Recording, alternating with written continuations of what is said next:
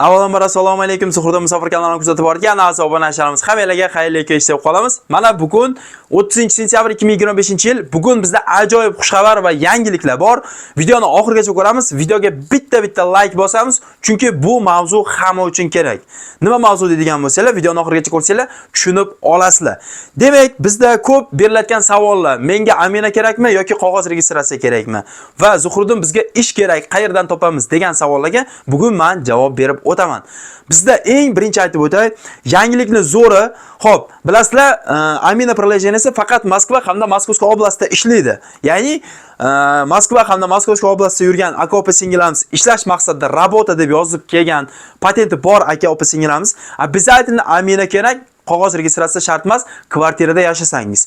Agar kvartirada yashamasdan общежитияda, hostellarda yashaydigan bo'lsangiz, sizga registratsiya zarur, qog'oz registratsiya va 18 ga yetmagan yosh bolajonlar, farzandlaringizga ham registratsiya bo'lmashingiz kerak. Endi mana shu bizda hozir endi qolgan viloyatlarda, misol uchun Tula, Kaloga, Tver, Yaroslav, Vladimir, Ivan va Ryazan shahrida yurgan aka opa-singillarimiz ham registratsiya %100 qilishadi. Bu aka opa-singillarimiz ko'pchilik so'rashardi. Zuhuriddin, faqat sizda registratsiya xizmati Moskovskiy oblastida bormi deganlar uchun yo'q. Endi bizda mana faoliyat kengayib, o'sha joydagilarni ham qo'limizdan kelgancha yordam berishga harakat qilib, mana Avaz akamiz bugundan ajoyib yangilik qilgan. Kimga трудодоговор, уведомление, registratsiya, снилс, NN трудодоговор o'dimlarni aytib o'tdim. Hammasi kerak bo'ladigan bo'lsa, o'sha Moskva yoki Moskovskiy oblastida yurgan registratsiya kerak bo'ladigan odamlar, ya'ni hostellda yashaydiganlar, kvartiradagilarga shart emas.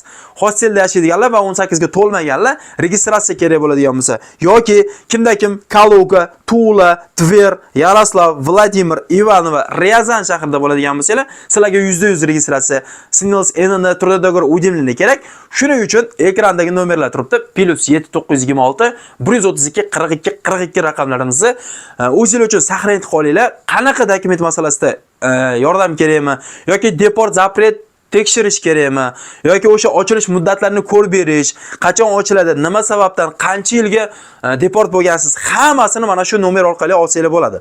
Men sizlarga %100 aytayapman, %100 ishonchli, inshaalloh Xudo xolasa hech qanaqa muammo bo'lmaydi. Registratsiyalar ba'zida turadi, aytilgan vaqt o'sha 3 oylik bo'lsa 3 oylik turadi va pullarni o'sha halollab olishadigan insonlar. Ya'ni sizlarga o'sha va'da beriladi, o'sha sanadan o'sha sanagacha ba'zida turadi. Ayrim Telegramdagi mashinik kanallarga aldanib qolmaysizlar. Aynan shu nomerni saqlanib qo'yasizlar. Agar nimadir muammo bo'ladigan bo'lsa, shu inson bilan, shu nomer bilan yoki registratsiya bazadan chiqmay qoladigan bo'lsa, birinchi o'rinda menga murojaat qilinglar. Agar Avaz aka bilan hal bo'lmaydigan bo'lsa, menga murojaat qilasizlar. Men albatta buni hal qilib beraman. Kerak bo'lsa, yonimdan to'lab berishgacha tayyorman. Inshaalloh Xudo xolasa. Ya'ni bu qay darajada ishonchki, bemalol menga ishonganchilik bu insonga ishonaveringlar. Agar shu registratsiya, трудодоговор, o'dimlarni, снилс, NN nima kerak bo'lsa, deport zapret tekshirish kerak ham, bemalol mana shu Tula, Kaloga, Tver, Yaroslav, Vladimir, Ivan va Ryazan shahrida yurgan akalarimiz va Moskva, Moskovskiy oblastida yurgan o'sha mana bu gosti bo'lib kirganlarga ham registratsiya kerak, bilasizlar. 3 oy turadi. Ketaman degan bo'lsanglar, sizlarga ham registratsiya kerak, qog'oz registratsiya. Qayerga qildiraman deydigan bo'lsanglar, mana sizlar ekranda nomer turibdi, bemalol saqlanib qilib Avaz akamizga iloji boricha WhatsAppdan yozsanglar, sirasiz javob berishadi va kerakli hujjatlarni sizlarga o'z vaqtida qilib yetkazib berishadi. Mana shunaqa ajoyib bugungi yangiliklar edi. Ya'niki o'sha yangilikning ham kattasi o'sha hamma savol beraveryapti-da. Amina ustanovat qilaymi, registratsiya qilaymi? Agar sizda registratsiya bor bo'ladigan bo'lsa, Moskva yoki oblastdasiz, ishlashga kelgansiz, patentingiz bor. Agar registratsiyangiz bo'lsa, registratsiya tugaguncha kuting. Bir hafta qolganda tezda Aminani o'rnatib olasiz. Boshqa registratsiya qilmaysiz. Faqat Aminani o'zida yurasiz hozircha. Sizga registratsiya kerak bo'lmaydi, kvartirada yashasangiz. Agar siz patentingiz bo'la turib kvartirada yashamaydigan bo'lsangiz, общежитияda yashaydigan bo'ladigan bo'lsangiz, unda общежитияda yashaydiganlarga registratsiya kerak. Ya'niki siz qog'oz registratsiya olishingiz shart. Buning uchun трудодоговор, o'dimlarni, NN, снилс registratsiya kerak bo'lgan bo'lsa, ekrandagi nomerga aloqaga chiqaverasizlar. Endi ish masalada kerak bo'lgan bo'lsa, ish bizda bilasizlar, Zuhuriddin musofir kanali Rossiyada musofirlar uchun ish qidirishda har doim davom etyapti. Va bu birinchi bo'lib chiqadigan joyi manzili Telegram pastda silka bor. Telegram Zuhriddin Musofir lotinchada qidirsanglar ham chiqadi. Telegram ijtimoiy tarmog'ida bor. Ana shu joyga hamma ishla turibdi. Moskvadan deysizmi, oblastdan deysizmi, Yekaterinburg, xullas hamma joyda ish o'rinlari birinchi bo'lib shu Zuhriddin Musofir kanali Telegram. Ya'ni pastda kommentariyada birinchi silka turibdi. Shu silka orqali o'tib olsanglar va o'sha joydan xohlagan ishingizni qidirib topishingiz mumkin. Agar YouTube dan qidirgingiz kelmasa, Telegramdan osonroq qidirib topish imkoniyatiga ega bo'lasiz. Shuning uchun tavsiya beramanki, Telegramga o'tib olsanglar, o'sha joyda hamma ma'lumotlar bor.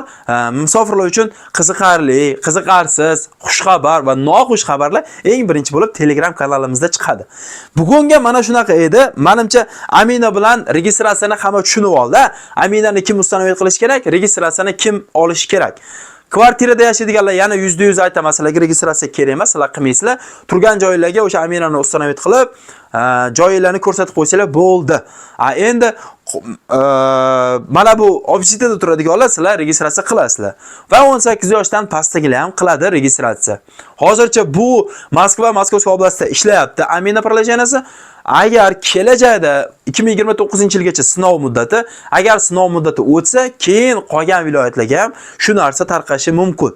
Bundan albatta biz umid qilib qolamiz. Chunki menimcha bu migrantlarga qulaylik yaratsa kerak. Lekin hozircha o'sha ko'chada yurganimizda mana bu politsiya xodimlariga Aminani ko'rsatish kerakmi yoki registratsiyani ko'rsatish kerakmi degan savollar ham tug'ilyapti. Bu albatta qayerda ishlashingizga va joyingizga qarab, patent bor yoki yo'q, kvartira yoki hostel, shunga qarab ajratiladi. Hostelda yashaydiganlar bemalol registratsiyani qilib olib, qog'oz registratsiyani ko'rsatinglar. Kvartirada yashaydiganlar Aminani o'zini ko'rsatsanglar, shuni o'zi yetadi. Aytasizlar, federalniy zakon 121 o'sha zakonni aytib bersanglar bo'ldi. Qutulib chiqib ketaverasizlar. Hech qanaqa kvartirada yashaydiganlardan so'ramaydi qog'oz registratsiyani. Agar rus tilini bilib, gapiga javob bera olasizlar. Agar javob bera olmaydigan bo'lsangiz, sizlardan ham qog'oz registratsiyani so'rab, soqqaylanish ilishi mumkin bu kvartirada yashaydiganlar. Shuning uchun ogoh bo'lamiz, rus tilini o'rganamiz va zakonni yaxshilab o'qib o'rganib olamiz. Kerak bo'lsa, skachat qilib olinglar o'zingizlar uchun o'sha 121 federal qonuni va o'shani militsiyaga, o'sha politsiya xodimiga ko'rsatishingiz mumkin. Mana shunaqa bugungi yangiliklarda. Albatta videomiz manfaatli bo'ldi degan umidaman. Videomizga albatta like bosing. Videoni Rossiyada dokument sohasida qayerdan registratsiya qilsam ekan, qayerda turdiga ko'ra o'zimni qilib berar ekan, snilsenini qanday olsam ekan deb yurgan, o'ylanib yurgan aka-opa singlarimizga videoni jo'natib qo'yasizlar.